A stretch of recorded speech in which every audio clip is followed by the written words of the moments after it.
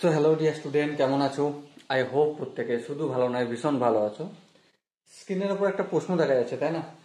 প্রশ্নটা মন দিয়ে আমরা পড়বো, বুঝবো, তারপর অঙ্কটা করার চেষ্টা করবো। ওকে, দেখো কি লেখা রয়েছে প্রশ্নে। দুটি সংখ্যা তৃতীয় সংখ্যা অপেক্ষা যথাক্রমে 30% এবং 37% কম, তবে দ্বিতীয় সংখ্যাটি প্রথম সংখ্যাটির কত অংশ? তাহলে প্রশ্নে আমরা কি জানলাম যে তৃতীয় একটা সংখ্যা রয়েছে, থার্ড সংখ্যা, ঠিক আছে। এই তৃতীয় সংখ্যাটা আমাদের ধরে নিচ্ছি এক্স, ওকে। এরপর প্রথম সংখ্যা রয়েছে আর দ্বিতীয় সংখ্যা রয়েছে। প্রথম সংখ্যাটা কত? প্রথম সংখ্যাটা এই তৃতীয় সংখ্যা 30 কম, তার মানে প্রথম সংখ্যাটা হবে এক্স মাইনাস এক্স এর 30%। হ্যাঁ ঠিক, কারণ প্রথম সংখ্যাটা তৃতীয় সংখ্যার 30% কম, তাহলে এক্স যদি তৃতীয় সংখ্যা হয় তা থেকে কম মানে বিয়োগ। কতটা কম? তৃতীয় সংখ্যা 30%, ব্যাস করে দিলাম।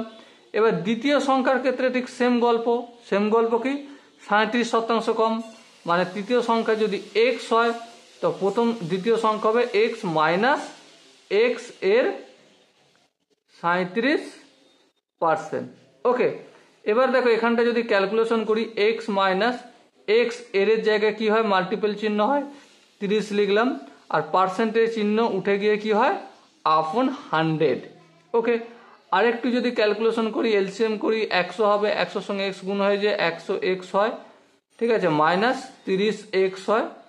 তারপর কি হয়, এখানটা 100x থেকে 30x বিয়োগ করলে 70x আপন 100। এবার দ্বিতীয় সংখ্যাটা কত? দ্বিতীয় সংখ্যাটা এক্স মাইনাস এক্স ইন্টু 37 আপন 100। আর একটু যদি ক্যালকুলেশন করি, 100 এলসিএম করলে 100 হবে, 100 সঙ্গে এক্স গুণ করলে 100x মাইনাস 37x। আর একটু যদি ক্যালকুলেশন করি, দেখো এখানটা 100x থেকে 37x বিয়োগ করলে কত হয়, 63x আপন 100। তাহলে এই হলো আমাদের দ্বিতীয় সংখ্যা, আর এই হচ্ছে আমাদের প্রথম সংখ্যা। কিন্তু প্রশ্নে আমাকে কি জিজ্ঞাসা করেছে, তবে দ্বিতীয় সংখ্যাটি প্রথম সংখ্যাটির কত অংশ? দ্বিতীয় সংখ্যাটি প্রথম সংখ্যাটির কত অংশ, এটা আমরা নির্ণয় করি কিভাবে? প্রথমে একটা দাঁড়িয়ে দাগ টেনে দেবো, তারপর নিচে আমি কোনটাকে লিখব, নিচে যার সাথে তুলনা করব, আর উপরে কি লিখব, উপরে যাকে তুলনা করব, তাই না? তো এটা করলে কি পেয়ে যাবে, এটা করলে আমি ভগ্নাংশ বা ফ্যাক্টরাইজেশন পেয়ে যাই, ঠিক আছে। ফ্র্যাকশনাল ভ্যালু বা ভগ্নাংশের কোনো ভ্যালু পাই, আর এটাকে পার্সেন্টেজে কনভার্ট করতে হয়। আই হোপ আমরা প্রত্যেকে জানি যে ইন্টু 100 করে পার্সেন্টেজ লিখে দেবো, ওকে। তো চলো, কার সঙ্গে কার তুলনা করতে বলেছে, তবে দ্বিতীয় সংখ্যাটি প্রথম সংখ্যাটির কত অংশ? প্রথম সংখ্যার কত অংশ?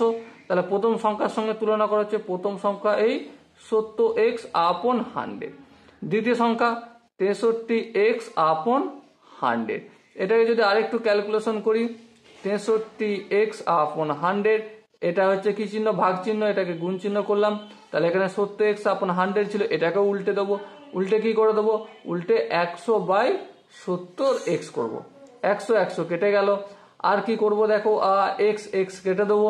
আচ্ছা, 7 9 63, হ্যাঁ ঠিক, আর 7 10 70, তাহলে কি পেলাম, 9/10 পেলাম। এরপর দেখো আমি একটা কাজ করব, এখানে কি কাজ করব, উপরেও 100 দিয়ে গুণ করব আর নিচেও 100 দিয়ে গুণ করব। এই 100টার সঙ্গে কোনো ছেড়খানি করব না।